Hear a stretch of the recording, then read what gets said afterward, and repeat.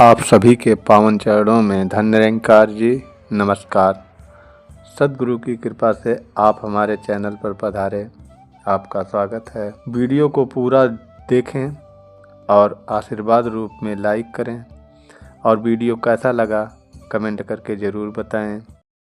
भगवान किसके संग रहते हैं, इस प्रश्न का उत्तर आज हम निरंकारी संपूर्ण अवतार वाणी के माध्यम से देना चाहेंगे।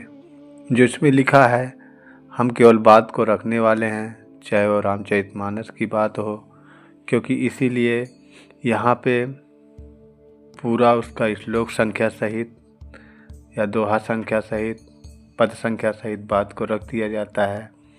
आप पढ़ कर के भी संत जान सकते हैं इस बात को कि क्या बात सही लिखी है या नहीं लिखी है। आइए संपूर्ण अवतार वाणी में सुनते हैं। यहाँ सेवक के बारे में बताया गया है, क्योंकि जो भी महात्मा होते हैं, जो भी संत होते हैं, वह सब सेवक होते हैं। सबके लिए सेवा समान रूप से दी गई है। तो आइए महापुरुषों, आज हम संत निरंकारी मिशन की अवतार वाणी की पद संख्या 96 में देखेंगे। सेवक है जो इस मालिक का पूरी आज्ञा करता है, सेवक है जो इस मालिक का जन की सेवा करता है। सेवक है जो इस मालिक का नेकी से भरपूर रहे, सेवक है जो इस मालिक का दुष्कर्मों से दूर रहे।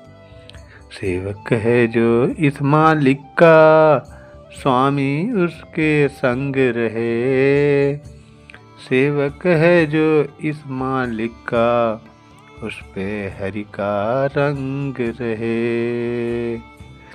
आइए इस 4 लाइन से हम जानने का प्रयास करते हैं कि जो एक सेवक का गुण है, जो सेवा होती है, हम समझते हैं कि खाना पिलाना, उनको बैठाने की व्यवस्था अच्छी होनी चाहिए, बस यही सेवा है। इसके साथ साथ भी सेवाएं हैं। गुरु के वचनों का ध्यान रखना, गुरु जिस ढंग से हमें कह रहे हैं, मर्यादित जीवन जीने की कला सिखा रहे हैं, खाना बैठना उठना सिखा रहे हैं, तो गुरु के अनुसार हमारा होना चाहिए। जैसा गुरु कह रहे हैं वैसा होना चाहिए। और कहते हैं जो सेवक होगा वह केवल अपना ही सेवा नहीं देखेगा, और लोगों की भी सेवा करेगा, जन की सेवा करता है। तो जैसा भी हमें अवसर मिले हम औरों का भी सहयोग किया करें। और कहते हैं उसके अंदर नेकी होगी, ईमानदारी होगी, ये जो सत्कार वाले गुण हैं ये होंगे। और कहते हैं कि जो इन सब गुणों से भरपूर रहता है सेवक, कोशिश रखता है, प्रयास रखता है, कहते हैं स्वामी उसके संग रहे, ये परमात्मा उसी के संग रहता है। भगवान का सेवक होगा, जिनको भगवान से प्रेम होगा स्वाभाविक रूप से, वह जो है उस पे हरि का रंग दिखेगा, प्रभु का गुणगान दिखेगा। तो महापुरुषों, हमें ये पद संख्या ये सिखाती है कि हमें किस ढंग से आदर सम्मान करना चाहिए।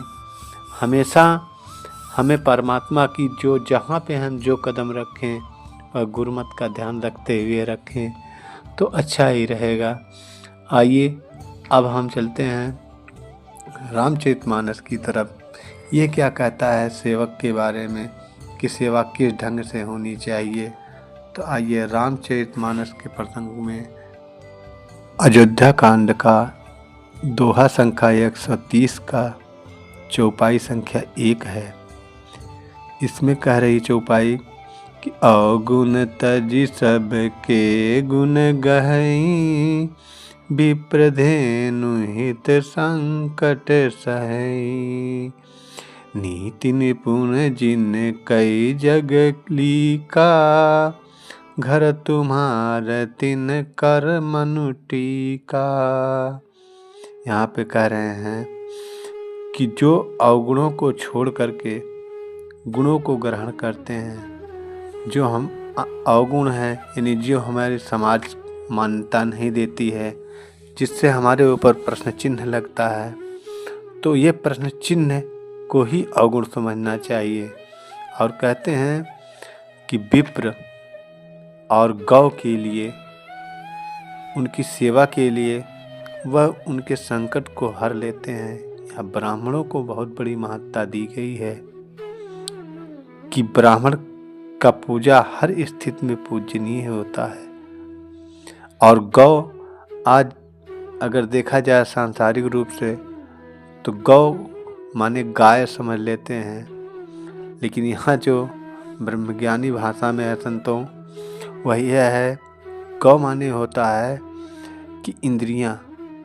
गौ माने इंद्रियाँ होता है, यानी जिसके साथ इंद्रियाँ लगी हैं, ये 10 ज्ञानेंद्रिय कर्म 5 ज्ञानेंद्रिय और कर्म इंद्रिय मिला करके 10 लगी हुई हैं। इसी इंद्रियों को ही कहा गया गौ। ये इंद्रिय लोक है, ये शरीर इंद्रिय लोक है।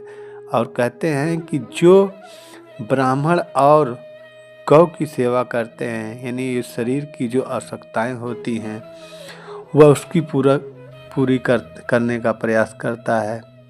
और कहते हैं कि जिस तरह से कहा गया कि सेवक है जो इस मालिक का जन की सेवा करता है, एकदम चौपाई ये सटीक बैठती है कि हमें सब लोगों की सेवा हमारे लिए कही गई है। और कहते हैं कि नीति निपुण होना चाहिए, और जो नीति में निपुण है, यानी जिनको ये ब्रह्म ज्ञान मिल जाता है, उनके पास एक विवेक जागृति हो जाती है। और विवेक जागृति होने के कारण ही उनको विद्वान कहा जाता है, क्योंकि इसकी पढ़ाई केवल सत्संग में होती है। जो मनुष्य कभी जीवन में सत्संग गया ही नहीं, वो क्या जानेगा इस रहस्य को, इस मर्म को वह जानने में असक्षम होता है। तो कहते हैं उनका सुंदर मन आपका रहने के लिए घर है, उसी मन के अंदर आप निवास करिए। इन्होंने यही चीज़ कही गई कि सेवक है जो इस मालिक का स्वामी उसके संग रहे। तो यहाँ पे भी वही बात बताई गई रामचरितमानस में कि अगर रहने के लिए घर आपका है तो ये जो गुण बताया गया है, ये गुण उसके पास होना चाहिए।